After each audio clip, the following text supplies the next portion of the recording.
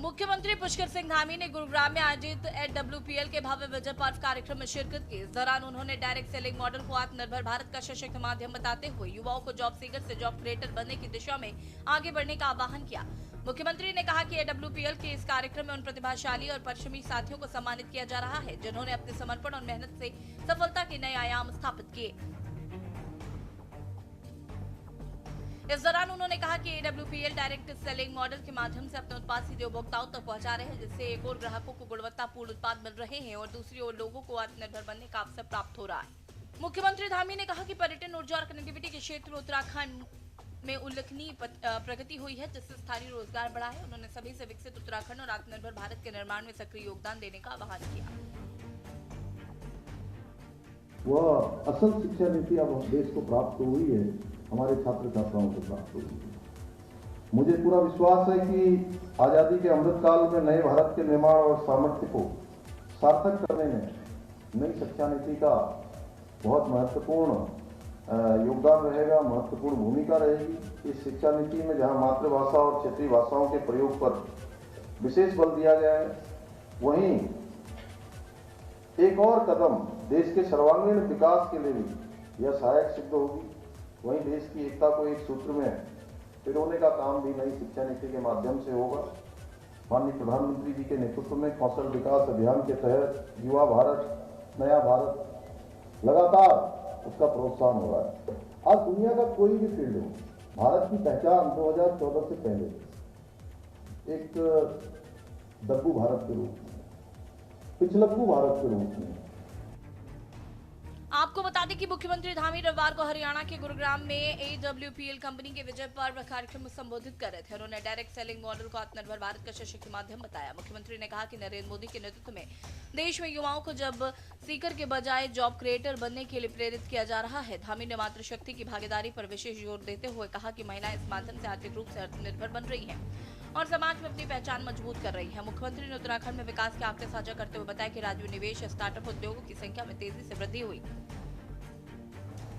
दुनिया के बड़े बड़े मंचों पर अपनी बात न कह सकने वाले भारत के रूप में हम दुनिया की आंखों में आंखें डालकर अपने हितों की बात भी नहीं कर पाते थे।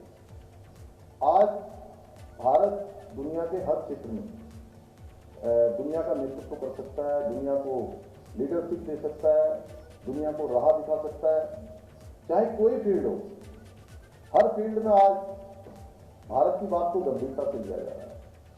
अभी इसका उदाहरण है, देखिए आप, पिछले दिनों रूस यूक्रेन युद्ध हो रहा था, तो उस युद्ध के समय में भी दोनों ही देश कहीं न कहीं भारत की ओर देख रहे थे। जो हमारे वहाँ के बेटे बेटियां बड़ी संख्या में यूक्रेन के अंदर थे, उन बच्चों को भी जब बाहर आना था तो हमारे देश के प्रधानमंत्री जी ने रूस और यूक्रेन दोनों के ही राष्ट्रपतियों से बात करी और 3 दिन का 4 दिन का युद्ध विराम हुआ।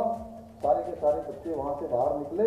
इतना ही नहीं, भारत के सारे बच्चे तो तिरंगा लेकर बाहर निकले ही निकले। वहीं ऐसे देश जो हमारे बारे में तमाम षड्यंत्रों को करने में आगे रहते हैं, तमाम प्रकार से हमारी विफलता को मन से मनाते रहते हैं, तमाम आतंकवादी गतिविधियों को, जिहादियों को, अलगाववादियों को लगातार उकसाने का काम करते हैं, लगातार बढ़ाने का काम करते हैं। उस देश के भी बच्चों को यूक्रेन से बाहर निकलने के लिए अपने कंधों में भारत का झंडा लेना पड़ा और वही ग्लोबल इन्वेस्टर समिट में समझौते। ग्लोबल इन्वेस्टर समिट के तहत 3.56 लाख करोड़ रुपए के निवेश समझौते हुए, जिसमें 1 लाख करोड़ से अधिक जमीन पर उतर चुके हैं। राज्य की GSDP में 7.23% वृद्धि और प्रति व्यक्ति आय में करीब 41% बढ़ोतरी दर्ज की गई। 20,000 से अधिक नए उद्योग स्थापित हुए। स्टार्टअप की संख्या 1750 से पार पहुंच चुकी है। मुख्यमंत्री ने मातृशक्ति की भागीदारी पर विशेष जोर देते हुए कहा कि महिलाएं ऐसे प्लेटफॉर्म के माध्यम से परिवार की आर्थिक स्थिति मजबूत कर रही हैं और समाज में अपनी अलग पहचान बना रही हैं। उन्होंने कहा कि वर्ष 2021 में केंद्र सरकार द्वारा डायरेक्ट सेलिंग क्षेत्र के लिए उपभोक्ता संरक्षण स्पष्ट नियम लागू किए गए, जिससे इस क्षेत्र में पारदर्शिता और विश्वसनीयता बढ़ी है।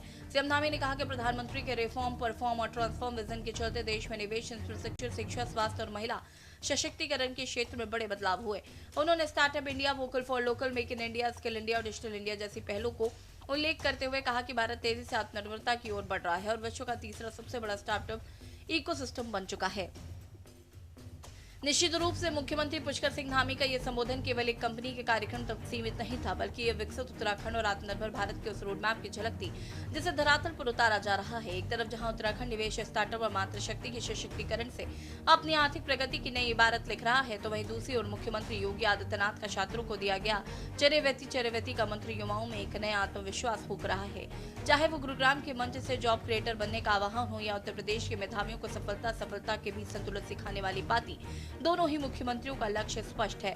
भारत की युवा शक्ति को अटूट परिश्रम और प्रगति के पथ पर आगे ले जाना। अब देखना होगा कि प्रोत्साहन और विकास का ये संगम आने वाले समय में देश और प्रदेश की तस्वीर में कितने सुनहरे अध्याय जोड़ता है।